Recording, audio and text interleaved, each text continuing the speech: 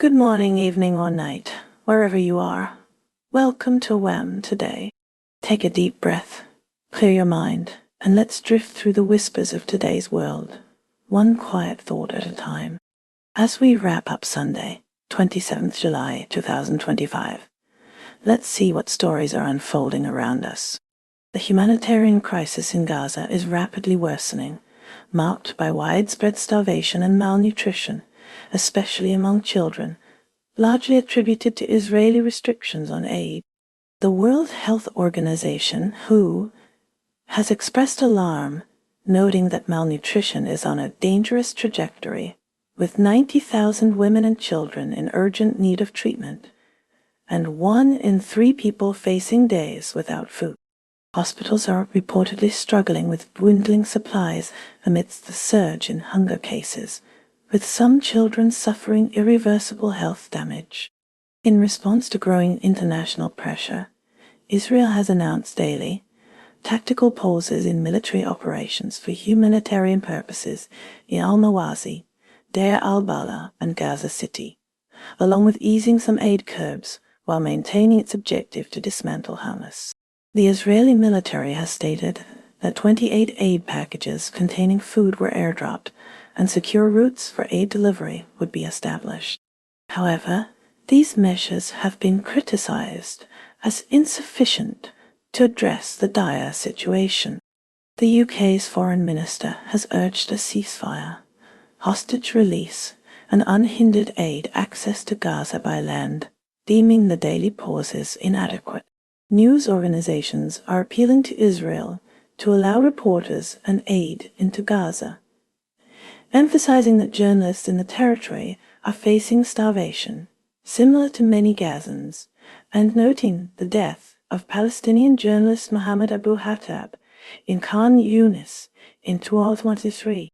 There are also reports that airdropped aid has harmed civilians.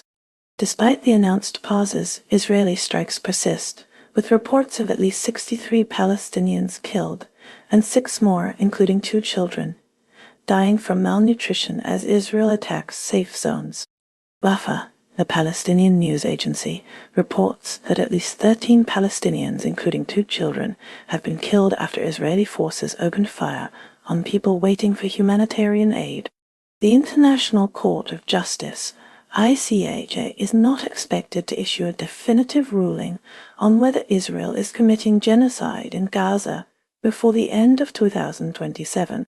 In related incidents, the Freedom Flotilla coalition ship, Handela, carrying aid for Gaza, was raided by Israeli soldiers in international waters, marking at least the 3rd vessel blocked this year, challenging Israel's naval blockade. Turning to Greece, protesters in Syros demonstrated against an Israeli cruise ship, citing the starvation of Palestinians in Gaza, and decrying the increasingly close relationship between Israel and Greece. Internationally, 28 countries have denounced Israel, but continue to trade with it, despite calls for an end to Israel's war on Gaza. In the United Kingdom, Keir Starmer will recall his cabinet from their summer break for an emergency meeting on the Gaza crisis this week. He is expected to press Donald Trump to take a tougher stance towards Israel and advocate for the resumption of ceasefire talks during their meeting in Scotland, amid growing international horror over the situation in Gaza. China is facing scrutiny on several fronts. The Tibetan exile government reported the detention of an activist singer. Beijing criticized Taiwan's failed recall vote, calling it a political manipulation by the DP. By Abbot Shi Yongxin of the Shaolin Temple is under investigation for embezzlement.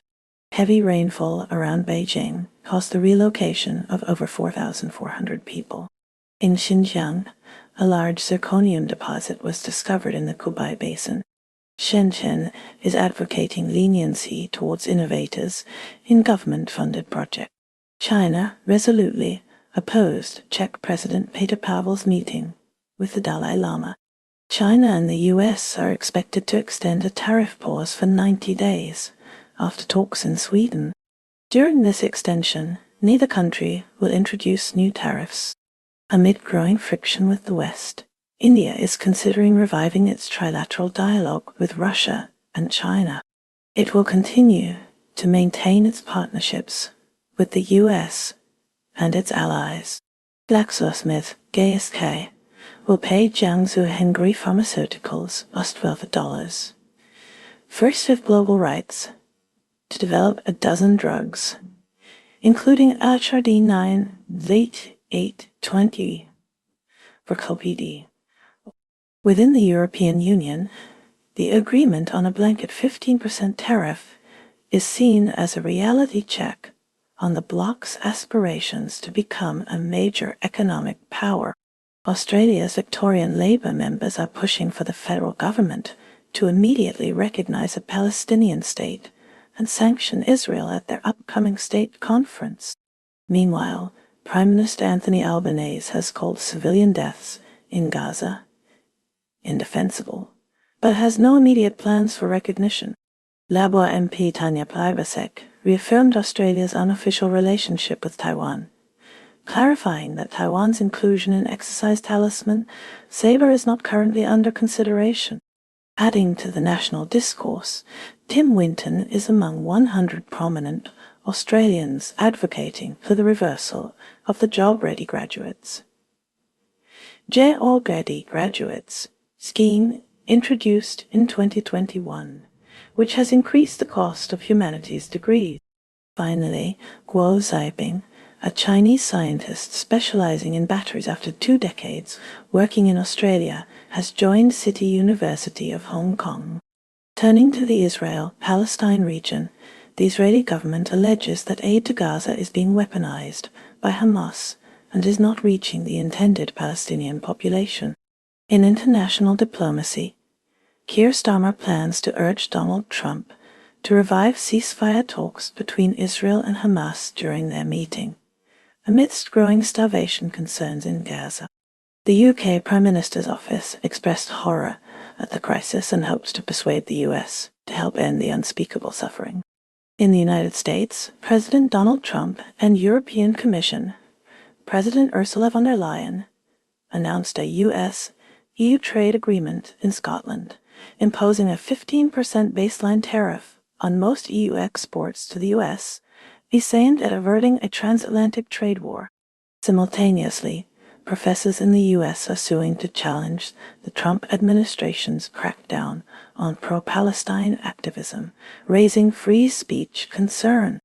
A high-level American business delegation organized by the U.S.-China Business Council and led by FedEx CEO Rajesh Subramaniam will visit China to coincide with US-China trade talks, with Boeing executives and Council President Sean Stein expected to attend. Moreover, the American Medical Association has voiced deep concern to Robert F. Kennedy Jr. over reports that the Health Secretary plans to overhaul the U.S. Preventive Services Task Force, which determines preventive health measures covered by insurance companies, due to concerns that the task force is too woke.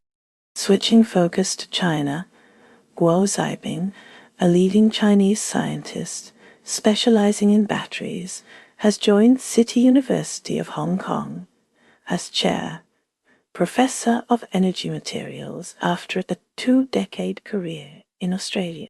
It is worth noting that City's materials science program is ranked number 1 in Hong Kong and number 7 globally. Complementing this, a high-level American business delegation, organized by the U.S.-China Business Council and led by FedEx CEO Rajesh Subramaniam, will visit China to coincide with the latest round of US-China trade talks, with Boeing executives and Council President Sean Stein also expected to attend. Recent reports also indicate that China and the U.S. have extended a tariff pause for 90 days. There is an ongoing investigation into the abbot of Shaolin Temple. Trump may make an autumn trip to China, and Taiwan voted to keep all 24 KMT lawmakers facing mass recall. In New Zealand, David Clune, diagnosed with hepatitis B and C in 1989, had his life significantly impacted by hepatitis treatment. Having experienced abuse and neglect in state care in New Zealand, leading to exposure to shared needles. A report finds that while medical breakthroughs offer hope, not enough people are receiving the necessary care. Finally, the NSW Premier rejected a pro-Palestine march across the Sydney Harbour Bridge, citing insufficient notice.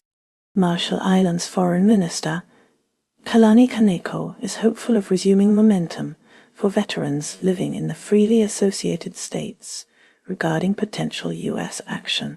Tom Lehrer, the musical satirist, known for his darkly prophetic and cynical show tunes during the Cold War era, has died at 97.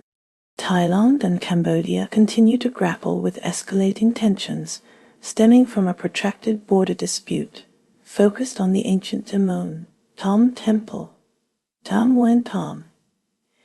In Thailand town, a site of shared Khmer cultural heritage, despite a globally brokered immediate and unconditional ceasefire on July 27, 2025, clashes persist.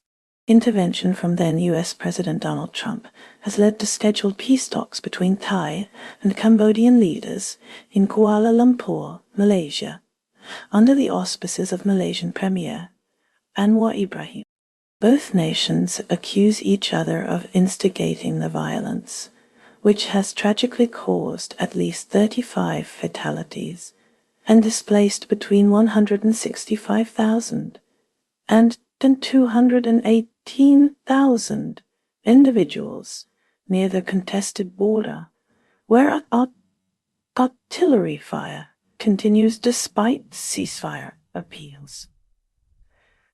Thailand is further recognized as a prominent producer of BL, boys' love, dramas, which are particularly popular in Japan. Turning to India, Prime Minister Modi recently paid tribute to the Kola Kings in Tamil Nadu. Separately, a devastating stampede at Haridwar's Mansa Devi temple resulted in the deaths of 6 people. Within Maharashtra, a financial scandal involving your 21.44 crore has been exposed within a women's welfare scheme. Germany is grappling with the aftermath of a train derailment near Riedlingen that claimed at least 3 lives and injured dozens. Amidst rescue efforts, authorities are investigating the cause, with a possible landslide due to recent storms being considered. Meanwhile, the Alternative for Germany, AfD party, under the leadership of Alice Weidel and Tino Kruppalla, is trying to moderate its public image by implementing a code of conduct, even as the possibility of a ban looms, creating anxieties among its supporters and sparking debate among its opponents. India is at risk of increased tariffs from the United States if a trade accord isn't finalized by Friday. The Hindi film Arjun, also known as Ambikapathy in Tamil, originally released in 2013, will be re-released on August 1st with an AI-altered happy ending, created without the director's permission. Tragically, 6 people died in a crowd surge at a Hindu temple in Haridwar, Uttarakhand. Authorities are investigating whether a broken electric wire or a false rumor triggered the incident. Growing concerns surround the approximately 13,000 student suicides occurring each year in India, sparking demands for improved mental health resources on college campuses. The selection process for the next Dalai Lama is creating tension between Buddhist monks and China, a situation complicated by China's invasion of Tibet in the 1950s and the subsequent exile of Buddhist leaders to India. With the current Dalai Lama now 90 years old, the succession issue is becoming increasingly prominent.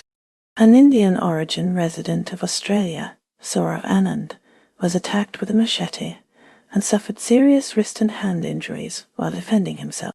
The United States is threatening tariff hikes on many economies, including India, Canada, and Mexico, should trade deals fail to materialize by the end of the week. Meanwhile, Kartik Kumra, an Indian origin designer based in the United States, established his fashion label Kartik Research at the University of Pennsylvania. His Indian-inspired designs have gained popularity among figures like Kendrick Lamar and Stephen Curry. Japan is stepping up as a potential global leader, with Tokyo Governor Yuriko Koike suggesting relocating some United Nations functions to the city. Economically, Japan expects only 1% to 2% of $550 billion U.S. fund from a trade deal to be actual investment, with most being loans, according to tariff negotiator Ryosei Akazawa. To boost its workforce, Japan is launching a new residency program aimed at attracting and integrating foreign talent. In defense, Japan's defense ministry lifted all remaining job restrictions for women in the self-defense forces, including roles in nuclear, biological, and chemical defense. As the 80th anniversary of World War II's end approaches, dwindling numbers of Japanese veterans remain, one cautioning, never die for emperor or country. Researchers from Japan and China met in Tokyo to discuss strengthening friendship and cultural exchange.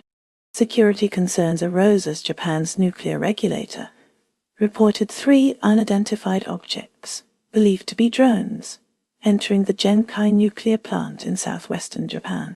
Spain is grappling with a case involving a 17-year-old boy investigated for allegedly generating and disseminating AI-fabricated nude images of female classmates on social media platforms, reportedly with the aim of selling them online.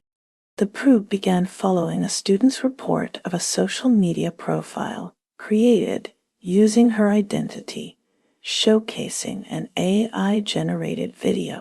In archaeological news from Spain, excavations at the Ibero-Roman town of Castulo, near Linares in Andalusia, have revealed indications of a small Jewish community dating back to the late 4th or early 5th century AD. Fragments of oil lamps provide evidence of this previously undocumented Jewish presence during the waning years of Roman polytheism. Turning to England, the Lionesses, England's women's national football team, clinched the UEFA Women's Euro 2025 title, triumphing over Spain in a penalty shootout that followed a 1-1 draw and extra time. Chloe Kelly's decisive penalty secured the victory and solidified the team's reputation in English soccer. A celebratory open-top bus parade is planned in central London, commencing on the Mall at 12:10 p.m. on Tuesday, culminating in a ceremony at the Queen Victoria Memorial in front of Buckingham Palace. King Charles, Prince William, and Keir Starmer have all conveyed their congratulations to the victorious England women's team. The United States and the European Union have tentatively agreed to eliminate tariffs on goods. These goods include aircraft, plane parts, chemicals, generic drugs, and some agricultural products. This agreement resolves difficult trade disputes from the previous administration. These disputes initially led to a 15% base tariff. Oakland Chinatown in the United States is recovering from the pandemic. It is now facing a new threat from tariffs. This Chinatown is one of the oldest in the country. It attracts shoppers from across the San Francisco Bay Area. North Korea has resumed direct flights between Moscow and Pyongyang, operated by Russia's Nordwind Airlines, indicating closer ties between the two nations amidst dwindling travel options for Russian tourists.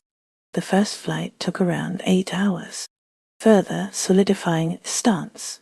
Kim Yo-jong, sister to leader Kim Jong-un, rejected South Korea's reconciliation attempts, asserting disinterest in dialogue irrespective of Seoul's policy adjustments, while denouncing past South Korean actions as duplicitous. Brazil is seeing missionary groups using solar-powered audio devices to evangelize isolated indigenous populations, including the Corubo in the Chavari Valley, near the Brazil-Peru border.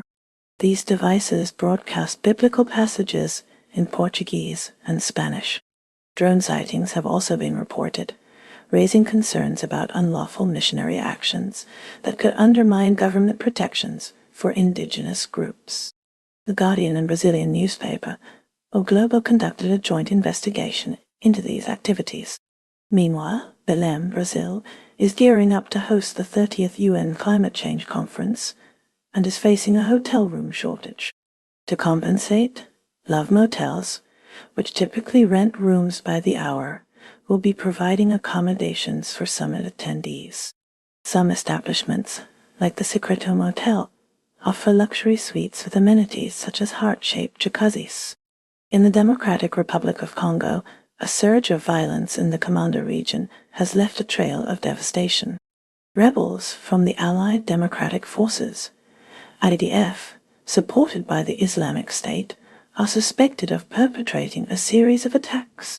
In Ituri province, the assault on a Catholic church and its grounds in Commander resulted in at least 21 fatalities.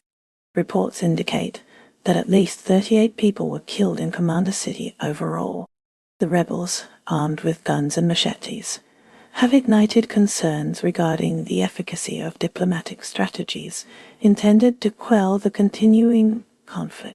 United Kingdom's Joe Outlaw is currently on trial for escaping from HMP Frankland. Outlaw is using the mental toll of indeterminate detention as a legal defense. The defense focuses on the imprisonment for public protection, EP, sentence he and other prisoners are serving. Separately, anti-immigrant protests brought hundreds of demonstrators from rival groups into the streets of a UK town on Sunday under heavy police protection. In Parliament, Conservative and Liberal Democrat peers are accused of attempting to weaken proposed labour reforms. These reforms aimed to strengthen the rights of workers on zero-hours contracts. Specifically, they voted to curtail a manifesto promise to grant workers the right to a guaranteed hours contract. They also sought to weaken day one protections against unfair dismissal, amidst lobbying from business leaders to dilute Labour's proposals. Turning to international affairs, the Monday briefing includes discussions on Ukraine's ongoing challenges beyond the battlefield. The briefing also covers a potential USEU trade agreement. New Zealand's Prime Minister, Christopher Luxon, is currently defending his government's proposed overhaul of electoral laws. These reforms include closing voter enrollment 13 days before Election Day. The reforms also ban prisoner voting. Free food or drink near voting stations would also be prohibited. Attorney General Judith Collins has warned that the changes could breach human rights law.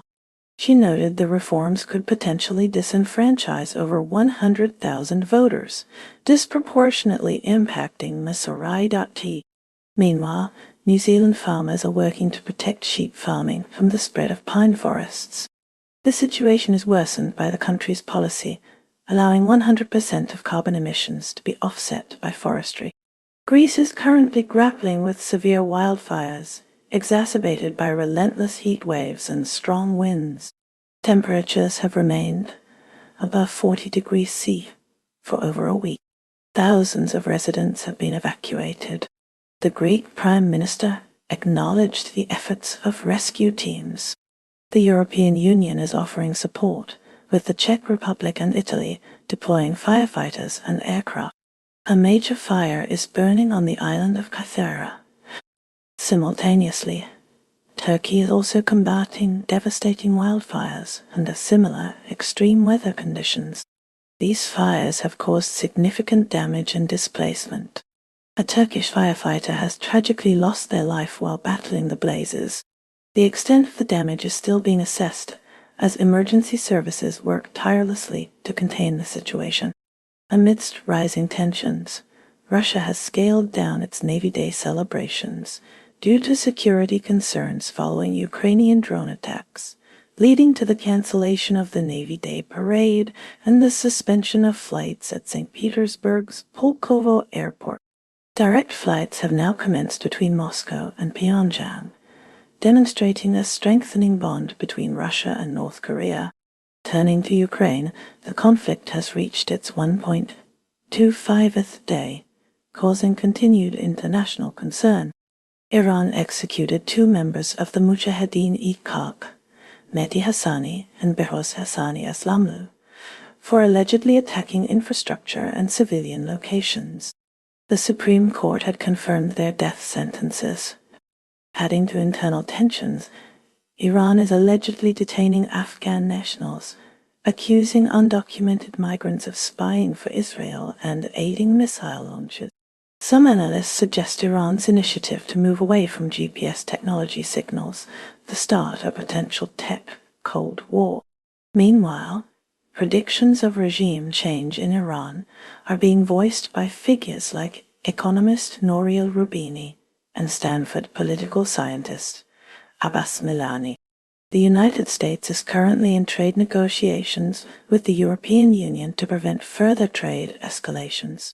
President Donald Trump is set to meet European Commission Chief Ursula von der Leyen in Scotland.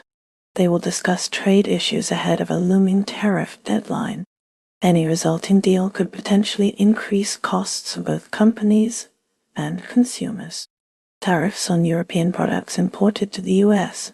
may result in higher prices for American consumers. European companies could also see reduced profits due to these tariffs. In Colombia, authorities in Bogota are investigating tire repair shops. These shops are suspected of collaborating with motorcycle riding bandits. Bandits, called engine pinchelantes, intentionally puncture car tires. They scatter sharp objects on roads. Then they direct drivers to mechanics believed to be part of the scheme. Malaysia witnessed a significant rally where thousands gathered to call for the resignation of Anwar. This marks the first major demonstration against him since he took office in 2022. It is also the only mass protest seen in the country since 2018. The United States is actively engaged in Southeast Asia, with U.S. officials currently in Malaysia.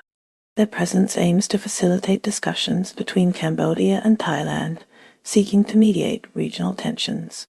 Back in the U.S., President Donald Trump and Marco Rubio are closely monitoring developments. Both are maintaining regular communication with their counterparts in the region. Venezuela is facing scrutiny as over 130 of its citizens, deported from the U.S. due to suspected links to the Tren de Aragua gang, were detained in El Salvador. The detainees were held in a maximum security prison under El Salvador's wartime legislation. After their release, some Venezuelans alleged they endured beatings, sexual abuse, and prolonged isolation during their incarceration. El Salvador's government has not yet formally responded to these allegations. Singapore recently played host to the World Aquatics Championships, where Canadian swimmer Summer McIntosh secured a gold medal at the start of the competition. Separately, on Tanjong Katong Road, migrant workers heroically rescued a woman after her car plunged into a sinkhole that unexpectedly opened up.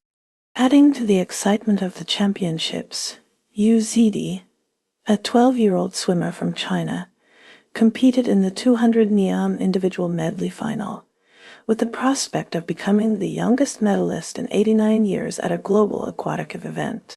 Sudan's fragile state faces further fracture as the Rapid Support Forces, RSF, under General Mohamed Hamdan, announced leaders for a rival government. This move deepens the existing crisis and threatens Sudan's cohesion amid ongoing conflict. Syria is preparing for parliamentary elections scheduled between September 15th and 20th. These elections are the first since President Ahmed al-Sharaa took office after Assad's fall. The electoral process unfolds amid escalating internal divisions and sectarian violence. Amidst escalating tensions in Southeast Asia, Thailand is embroiled in a fourth day of deadly border clashes with Cambodia. Acting Thai Prime Minister Phumtham Wechayachai is slated to meet with Cambodian leaders in Malaysia on Monday. The meeting was arranged at the behest of Malaysian Prime Minister Anwar Ibrahim, aiming to de-escalate the ongoing conflict. Pressure mounts on both nations to cease hostilities and seek a peaceful resolution. Lebanon is in mourning following the death of Ziad Rabbani, a celebrated composer at the age of 69. Rabbani, son of Lebanese musical legends, channeled his artistry into satirical commentary on Lebanon's societal and political issues. His work uniquely fused Arab and Western musical elements, creating a soundtrack for a tumultuous period in Lebanese history. Slovenia saw Tadej Pogačar secure his fourth Tour de France title, dominating the race. Pogačar started as the favorite and underscored his dominance by winning 4 stages. He even attempted to win Sunday's final stage, though it was unnecessary for his overall victory. Bangladesh and India are facing a humanitarian challenge, as evictions and expulsions of Muslims to Bangladesh have taken place ahead of Indian state polls. Hundreds, including men, women, and babies, now seek shelter under blue tarpaulins in northeastern India near the Bangladesh border. In northern Nigeria, a dire situation unfolds as Doctors Without Borders, MSF, reports that over 600 malnourished children have died in the past 6 months. This is worsened by ongoing issues with insurgency and banditry. Meanwhile, in the Philippines, military operations have resulted in the deaths of 7 communist guerrillas in a central province. The military is pursuing the remaining insurgents, asserting that the decades-long conflict is nearing its end. Turning to Poland, the Archbishop of Warsaw has formally requested the Vatican to defrock a priest accused of murdering a 68-year-old homeless man. The victim was reportedly attacked with an axe and then set on fire. In El Salvador, a soccer coach who alleges he was mistakenly deported from the U.S. and imprisoned in the Secot mega prison due to a tattoo has been released from detention. His case highlights concerns about deportation procedures and the potential for wrongful imprisonment. Sudan is facing a deepening crisis with the announcement by paramilitaries of a parallel government. The areas under the group's control are largely concentrated in the western Darfur region. Bulgaria is battling widespread wildfires that have caused substantial damage to forests and homes. Firefighters are actively working to control nearly 100 different fires, with evacuations underway and houses already burned.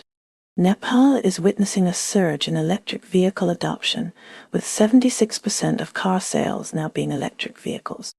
This growth is fueled by subsidies, the availability of hydroelectric power, and the country's proximity to a major manufacturing nation.